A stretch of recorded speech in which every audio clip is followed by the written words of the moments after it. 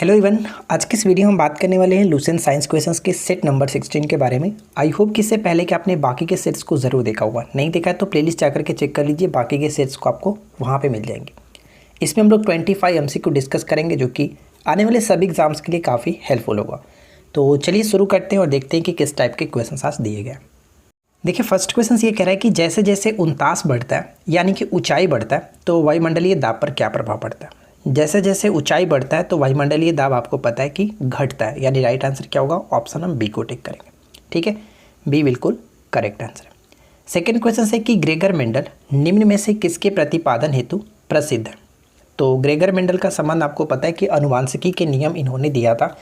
तो यहाँ पे सही आंसर होगा ऑप्शन सी। अनुवांशिकता के जनक के रूप में इनको जाना जाता है ग्रेगर मेंडल को। और इन्होंने अनुवांशिकी में किस पौधे का प्रयोग किया था, तो मटर का। ठीक है, ये ध्यान रखिएगा। नेक्स्ट क्वेश्चन है कि यदि किसी चलती हुई वस्तु के वेग को दोगुना कर दिया जाए तो इसका बताइए कि क्या प्रभाव पड़ेगा।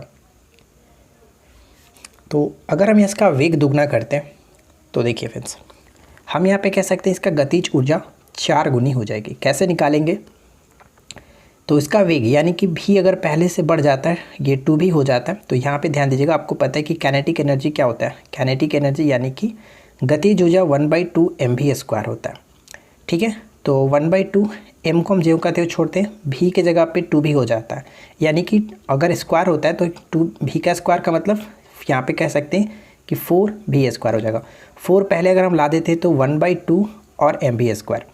तो ये पहले का कितना बढ़ गया, 4 गुना। सही आंसर हो गया आपका ऑप्शन सी। यहाँ पे एक चीज़ आपको ध्यान रखना है कि काइनेटिक एनर्जी बराबर जो फॉर्मूला होता है 1/2 mv² होता है, ये मोस्ट इंपॉर्टेंट है।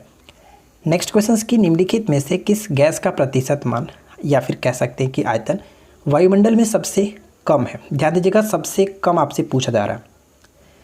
तो चलिए हम यहाँ पे एक करके देखते हैं। आर्गन की बात करें तो वायुमंडल में कितना कह सकते हैं, 0.93%। ठीक है, कार्बन डाइऑक्साइड की बात करें तो 0.03%। और नाइट्रोजन आपको पता है सबसे ज़्यादा है, लगभग कह सकते हैं 78%। ऑक्सीजन की मात्रा 20 पॉइंट समथिंग आता है, यानी लगभग 21% हम मान लेते हैं। तो अब यहाँ पे देखिए सबसे कम पूछा जा रहा है, अकॉर्डिंग टू ऑप्शन सबसे कम 0.03% कार्बन डाइऑक्साइड, ऑप्शन बी को टिक करेंगे। ठीक है, आर्गन और कार्बन डाइऑक्साइड की मात्रा आपको हमेशा याद रखना है, क्योंकि अक्सर ये पॉइंट से लेकर के गलती की जाती है। 0.93 आर्गन और 0.03% कार्बन डाइऑक्साइड। ठीक है, नेक्स्ट वन की मानव हृदय में शुद्ध रक्त पाया जाता है। मानव हृदय में शुद्ध रक्त पाया जाता है महाधमनी एवं बाह्य निलय में, यानी राइट आंसर यहाँ पे ए को टिक करेंगे। नेक्स्ट क्वेश्चन क्या है कि परमाणु जिनमें प्रोटॉनों की संख्या समान परंतु न्यूट्रॉनों की संख्या भिन्न भिन्न रहती है क्या कहलाते हैं।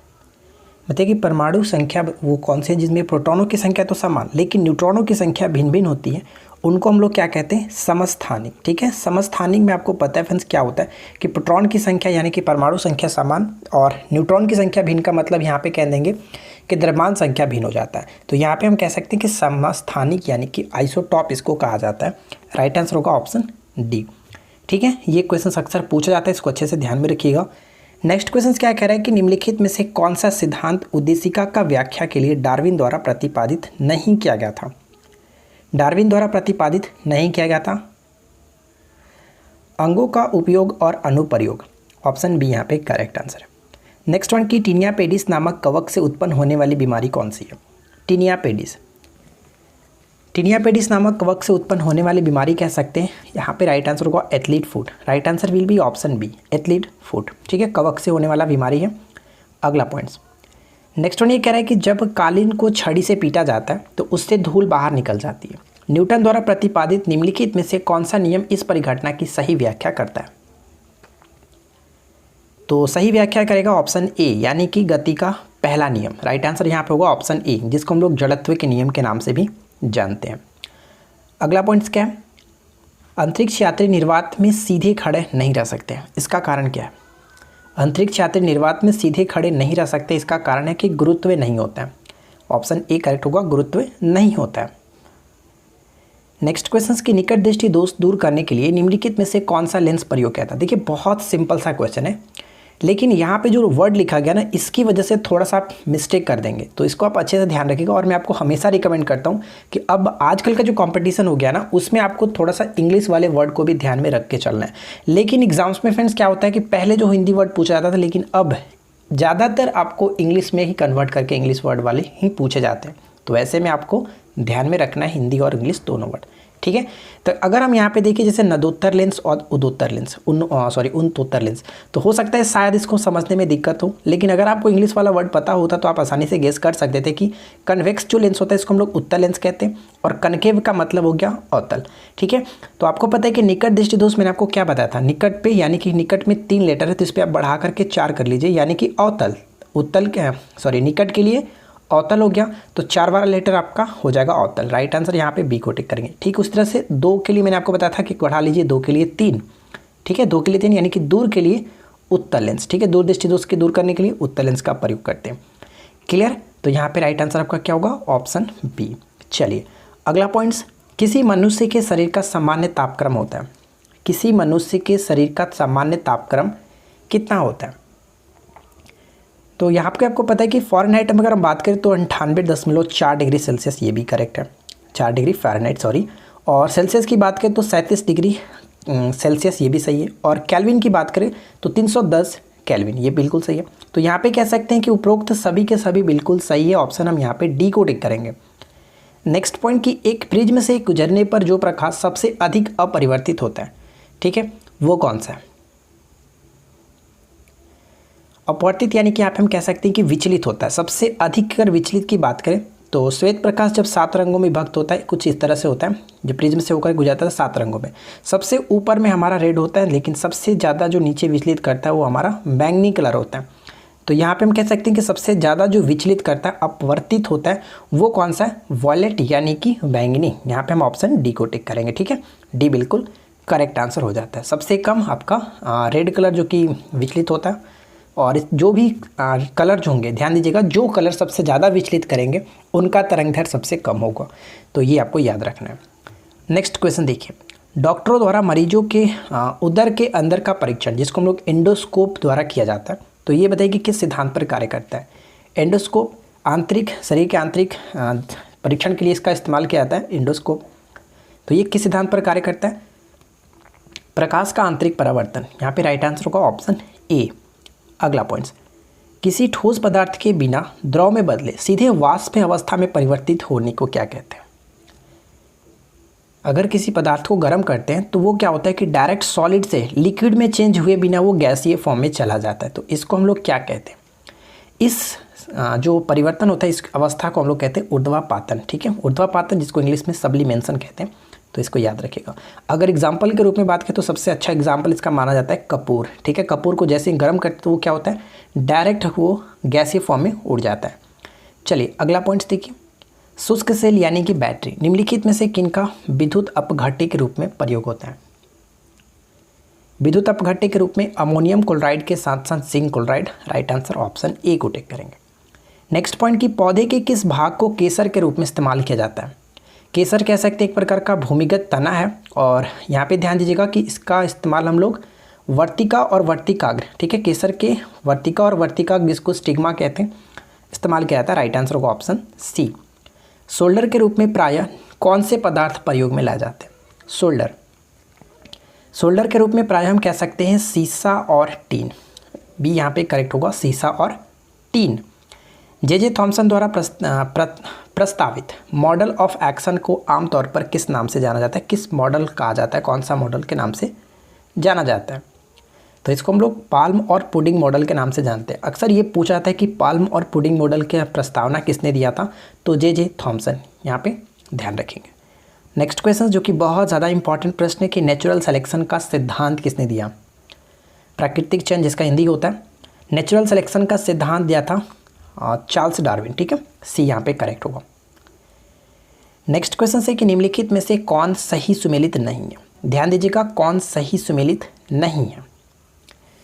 तो अगर हम यहाँ पे बात करें तो स्टेथोस्कोप के जो कि हृदय की ध्वनि सुनने के लिए बिल्कुल सही है, सिर्फ गैमेनोमीटर का रक्तचाप को मापने के लिए, कैरेट मीटर सोने की शुद्धता पता लगाने के लिए ये भी सही है, तो सभी के सभी सही है, डी को टिक कर सकते हैं। अगला पॉइंट्स, जीवाणु भोजी कौन होते हैं। ये क्वेश्चन बहुत ज़्यादा कंफ्यूज कर देता है। देखिए जीवाणु भोजी, जिसको हम लोग इंग्लिश में बैक्टीरियोफेज कहते हैं, तो जीवाणु भोजी कौन होते हैं। हम यहाँ पे कह सकते हैं कि जीवाणु भोजी, यहाँ पे ध्यान दीजिएगा, जीवाणु को संक्रमित करने वाले विषाणु।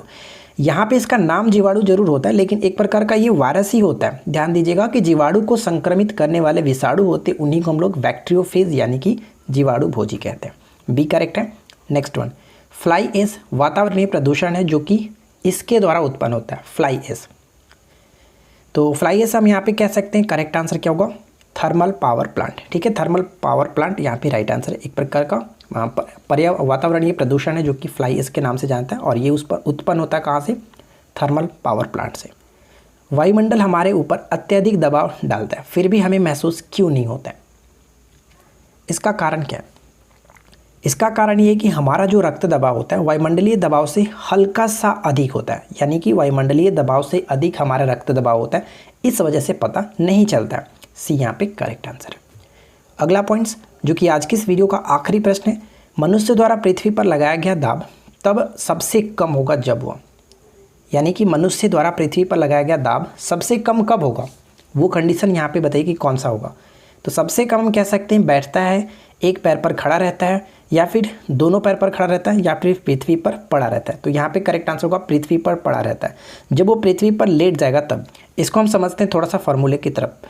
देखिए आपको पता है कि प्रेशर बराबर क्या होता है, यानी कि दाब बराबर कह सकते हैं प्रत्येक अंक क्षेत्रफल पर लगने वाले बल को दाब कहते हैं, F/A। तो अब यहाँ पे आप देख रहे हैं कि अगर क्षेत्रफल कम होगा, क्षेत्रफल कम होगा तो क्या होगा, दाब बढ़ेगा। ठीक है, इस तरह से कह सकते हैं कि क्षेत्रफल कम होगा तो दाब बढ़ेगा, ये आप समझिए। तो यहाँ पे हम पढ़ भी सकते हैं कि किसी वस्तु का पृष्ठीय क्षेत्रफल जितना अधिक होगा उसका दाब उतना ही कम होगा, यानी कि क्षेत्रफल कम होगा तो दाब बढ़ेगा, और दाब अगर हमें क्षेत्रफल को बढ़ा देते हैं तो दाब हमारा कम हो जाएगा। तो क्षेत्रफल यहाँ पे देखिए ज़्यादा बढ़ जा रहा है। कहने का मतलब ये हुआ कि पृथ्वी पर अगर व्यक्ति लेट जाता है तो वो काफ़ी ज़्यादा क्षेत्रफल को, सरफेस को कवर कर रहा है, जिस वजह से उसका जो प्रेशर होगा वो कम लगेगा। ठीक है, तो यहाँ पे समझ सकते हैं कि उतना ही कम किसी पृष्ठ पर लगाएगा। अतः मनुष्य जब पृथ्वी पर लेटा पड़ा होगा तब वहाँ पर कह सकते हैं कि पृथ्वी द्वारा कम दाब लगेगा। ठीक है, एक छोटा सा एग्जाम्पल एक और हम समझते हैं। जैसे कि आपको पता है कि अगर हम किसी गुब्बारे को नाखून की तुलना में, ठीक है, नाखून की तुलना में अगर हम सुई से उसको जैसे फोड़ने की कोशिश करते हैं तो वो जल्दी फूट जाता है। इसका कारण क्या होता है? क्योंकि आपको पता है कि जैसे यहाँ पे क्या होता है कि अगर सुई को हम चुभाते हैं तो ये बहुत कम क्षेत्रफल लगता है। कम क्षेत्रफल होने की वजह से क्या होता है, इस पर जो प्रेशर होता है वो काफ़ी ज़्यादा लगता है, इस वजह से फूट जाता है। जबकि अकॉर्डिंग टू अगर हमारे फिंगर की बात करें तो फिंगर वाले कंडीशन में कुछ ऐसा होता है, क्योंकि यहाँ पे हमारा जो क्षेत्रफल होता है, हमारे फिंगर का क्षेत्रफल थोड़ा सा ज़्यादा हो जाता है, जिस वजह से यहाँ पे फोर्स जो प्रेशर होता है वो कम लगता है। आई होप कि आपको ये चीज़ समझ में आ गई होगी। तो यहाँ पे राइट आंसर आपका होगा ऑप्शन डी। ठीक है, तो आज के इस वीडियो में इतना ही फ्रेंड्स। उम्मीद करता हूँ कि छोटा सा वीडियो आपको पसंद आया होगा। वीडियो अच्छा लगा हो तो वीडियो को लाइक कर दीजिए, दोस्तों के साथ शेयर कर दीजिए, और इस तरह की रोजाना एक न्यू अपडेट्स के लिए हमारे साथ जुड़ सकते हैं। चैनल को सब्सक्राइब करके नोटिफिकेशन बेल को ऑन रखिए। चलिए मिलते हैं नेक्स्ट क्लास में। Thanks for watching, keep learning, have a good day.